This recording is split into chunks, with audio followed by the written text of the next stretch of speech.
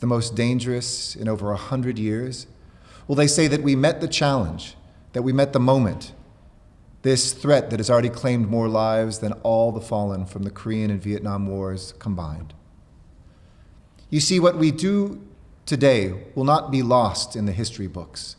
It will be remembered and recorded. It will be resolved for all of history moving forward, and it will define our generation. So let's make our actions count. Let's get this right. Struggle is just that. It's struggle. It's never easy. It's never perfect. There are steps forward and there are missteps. But together we must keep marching through this fire.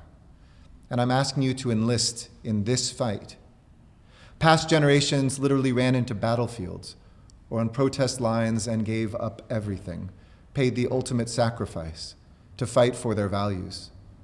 What am I asking you to do? Wear a mask. Keep your distance. Stay at home. Wash your hands and surfaces. They might seem small and trite in comparison to people who have taken guns to a battlefield or signs to a protest line in days past, but they are not. These are the actions of saving life and writing our history and this moment, to save both lives and livelihoods, to breathe back hope and help into our neighbors. So let's get into that tonight. It's been just over 4 months since Los Angeles became the first big city in America to begin shutting down many of our businesses that were considered unsafe in the midst of this new threat that we learned about. Along the way, though, we've learned so much about this virus, even as there is so much left to learn about it in our fight to conquer it. Through it all, we've kept a simple promise to you: to be guided by the best information, to listen to the doctors and the science, to look at the data, and to keep our residents and businesses as healthy as possible and as informed as possible in this challenging time. Tonight, I have some good news, some help to share. Our small businesses need every bit of immediate assistance that we can provide.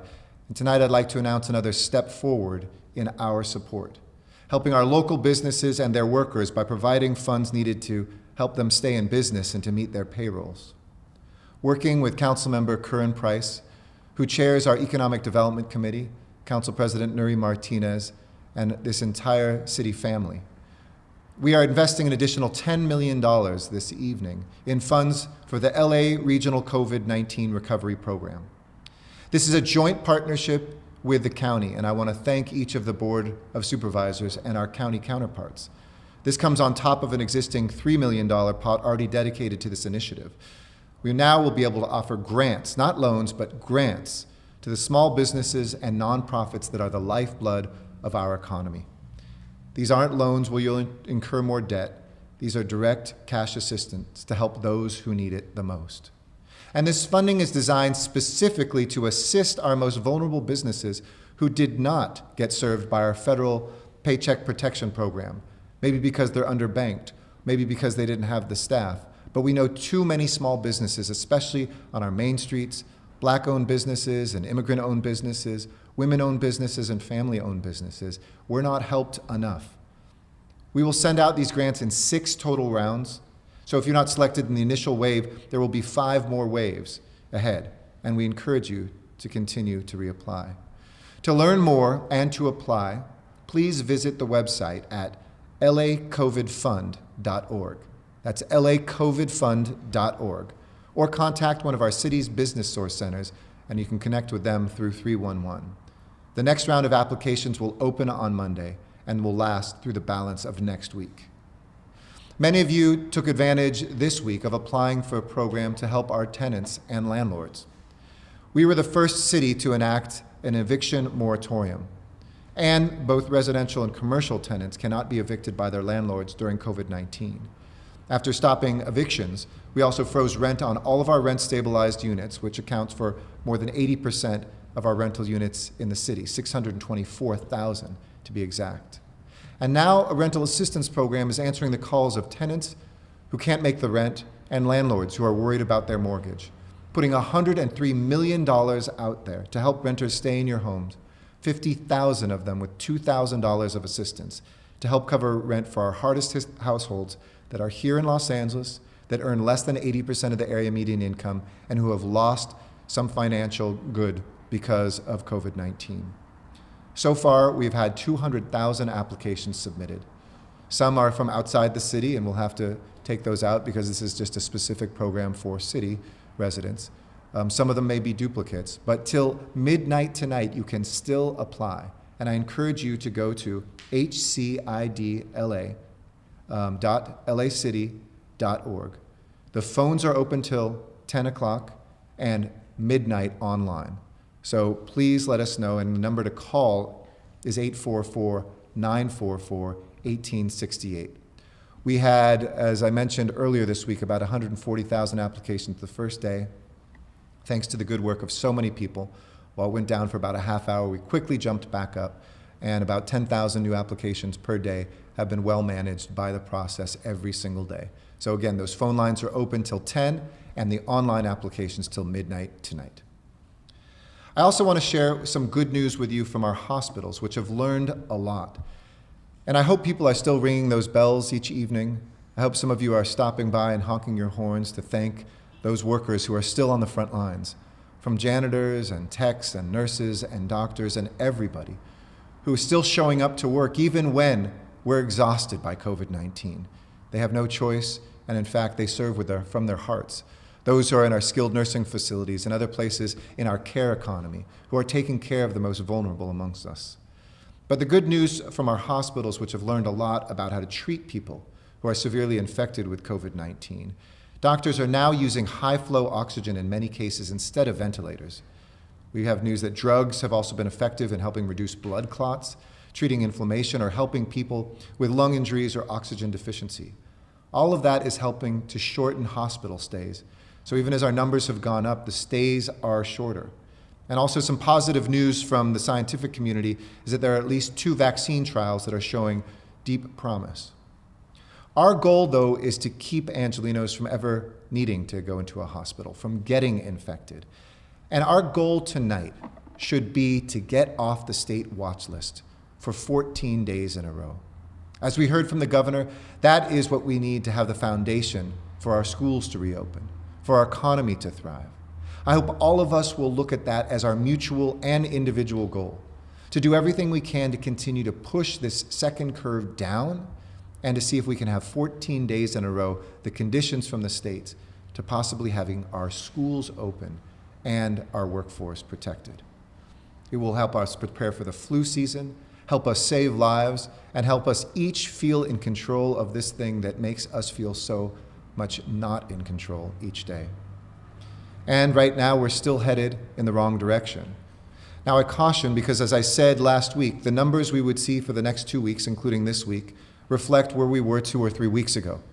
It doesn't mean that what you're doing right now and doing better isn't having an effect. It just means we'll begin to see that a week from now and 2 weeks from now. So keep on pressing, keep on wearing the masks, keep on washing the hands, keep on keeping your distance, avoid the 3 C's of close contact, of confined spaces, and of crowds. But right now, infections are climbing, hospitalizations are climbing, and deaths are climbing. This week, we had 3 record days on Sunday and Tuesday and Thursday of more cases than we've ever seen before, each day shattering the previous record. This is an extremely dangerous situation, and it remains that way. The United States has a little over 4% of the world's population and 23% of the world's deaths. Cases are rising in 41 states, and even the 9 states where they're not rising, there's worrying signs. We saw 77,000 cases in a single day in the United States of America yesterday. We hit an infection record with close to 4,600 cases, and we've now lost more than 4,000 Angelenos to COVID-19. All cities are in this fight together. All states and nations are in this together. And while here in Los Angeles we have fewer infections per 100,000 residents compared to many other large cities across America, we cannot let up. We cannot let what we have gained and what we did fall by the wayside as we get tired in the face of COVID-19. We need to wear our masks and avoid gatherings. It's why we had to close more businesses in this state, because they promote indoor gatherings, and that spreads the virus. I said earlier this week that the COVID threat level was at orange and getting closer to red. If we went to red, we would go to a full, safer at-home order, and we still remain there on the edge as I speak to you today, though I'm hopeful that your actions in this coming week will show our numbers begin to come down. But this week doesn't lie, and the data doesn't lie, and it still is very dangerous. Today, we're holding off on any additional closures to see what the impact of our collective action is. Our situation today is the result of infections several weeks ago, which became hospitalizations and then deaths this week. We will see deaths continue, I believe, to rise because they are a lagging indicator. But if we want to see if our recent closures are working. And I want to thank all of the LA residents and businesses that continue to do the right thing and to help others do the right thing as well. In their households, in their workplaces, keep your resolve strong. And I'm going to continue throwing everything we have in our fight against this virus. However, in the past 2 weeks, we received 549 complaints of businesses that were not following the protocols, that were not compliant with the orders of the state and county and city. So starting on Monday, I'm announcing we are relaunching the Business Ambassadors program that showed us so much success early on in this fight, sending out dozens of city workers who will every day visit businesses where we have a report of a problem and non-compliance. These business ambassadors will help remind businesses, educate them, encourage them before we go towards enforcement. And you can find all the rules if you're a business. Double check them this weekend at coronavirus.lacity.org/business. It is our goal to educate, to encourage, before we have to turn to law enforcement. But as you've seen, we have not been afraid to do that, to refer criminal cases to our city attorney's office, to file those cases, and to make sure that businesses that are violating public health orders are held accountable. I'd also like to take a moment to address news reports and also viral videos of street vendors being harassed, robbed, and in some cases even physically assaulted on our streets. Like so many of us, street vendors are suffering in this crisis, and they are some of the most vulnerable Angelenos, low income, elderly, and undocumented. We must keep working to make sure that street vendors have an active role in our city's economic present, in our recovery, and in our future. And I condemn this violence and harassment. I've instructed LAPD to look for any of these cases and to follow them to make sure that there is justice on our streets, and to work with the county to make sure we cut whatever red tape, as we've done with our LA Alfresco program, to help our street vendors safely be able to feed us during this crisis. There's also something we can do to help our city get the resources we need, and that is completing our 2020 census. Right now, our response rate that we have is only 51.8%. That means that 48.2% of us have not yet filled out our census form, and that's lagging behind California's 63% rate and the country's 62% rate. Don't send our money elsewhere. Don't get cheated out of what you deserve. Everyone needs to get counted. It doesn't matter whether you're an immigrant or native born. It doesn't matter your age, your housing status. You are a person who needs to be counted, and your personal information is safe and protected. So please go to my2020census.gov and fill out the form, or fill it out online, or fill out the form you received in the mail and mail it back. Or you can pick up a phone and call 844-330-2020. Earlier this week, Robert Redfield, the director of the CDC, said that we could bring this epidemic under control in 4 to 8 weeks if just everybody would wear a mask. And today in the New York Times, you saw the graphics of who is wearing masks. I was proud that while Los Angeles was better than most places, we still have more people who need to wear that mask. This is how you save the economy. This is how you reopen more businesses. This mask is not just about lives, which it is first and foremost. It's about jobs. This is about making sure your neighborhood businesses can continue to stay in business. Every Angeleno must wear a mask. No mask, no service. And I cannot say this enough. The heat map showed that we are well above the national average of 56% compliance, but we need to get as close to 100% as we can. That should be our goal, all of us. To help communicate this message, my office has partnered with a great Los Angeles-based artist who is world-renowned, Shepard Fairey, who helped us recently have a more dynamic and artistic library card. But now, his studio, number one, has produced this beautiful poster, encouraging everyone to wear a mask. You can download this poster yourself at coronavirus.lacity.org/maskart. And businesses and residents can post this in their windows because we all need to protect and respect. And LA is a creative capital. And the coming days, I'll share some more information about the LA Mask Print Project, which will harness the very best of our city's creative spirit and continue to get the word out. We know that data is one of the most critical tools in our fight against COVID-19. We can't properly manage our response without tracking key metrics, and each time I speak with you, we run through those numbers, so let me share them with you today. Cases, as I mentioned, continue to climb.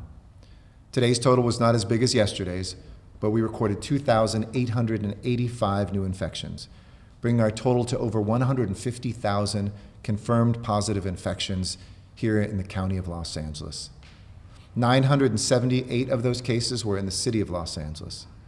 And for comparison, those 2,885, when we were flattening the curve in May and June, late April and May, the county averaged about 875 new cases. Those seemed like big numbers then. We're well beyond that figure now. This week, in total, we logged 23,310 new infections, far surpassing last week's record of 17,128 cases. This week, as I mentioned, 3 days shattered previous records on Sunday, Tuesday, and yesterday on Thursday. And I'm sorry and sad to report that we had 62 deaths that the county informed us about today, passing the threshold of over 4,000 deaths, with 4,047 fallen Angelenos. We must not allow ourselves to become numb to those numbers.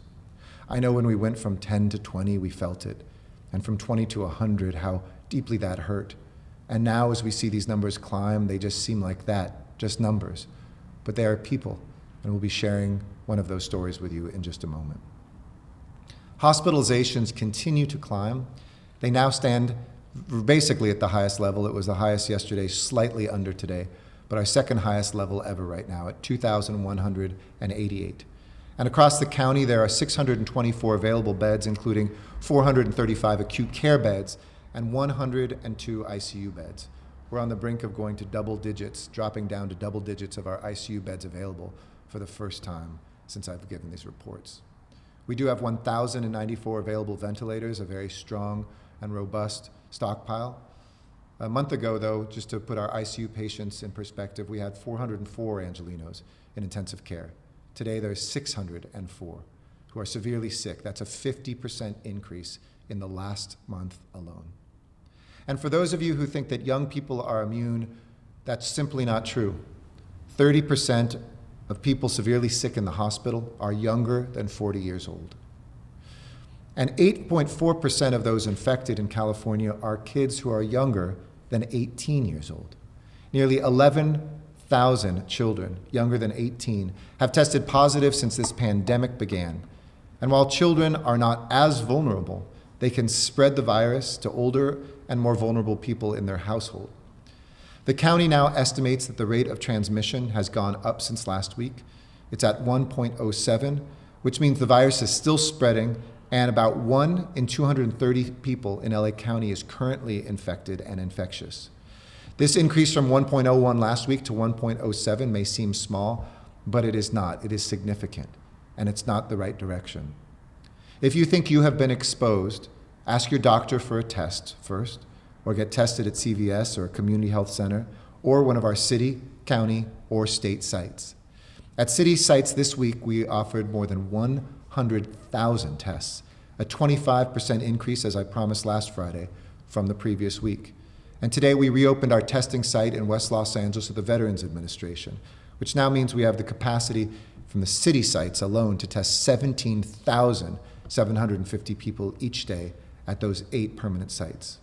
And that doesn't include the testing that we are doing at our skilled nursing facilities, where we've completed 2 full rounds in our mandate to make sure all folks in those facilities, both patients and workers, are tested.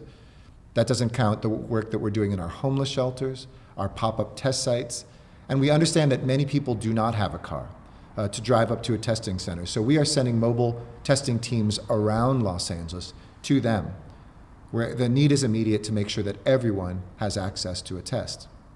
Through our mobile teams yesterday, we tested frontline workers on our docks who are helping deliver the goods that are in our stores today. These are 264 longshore and port workers who are members of the International Longshore and Warehouse Union.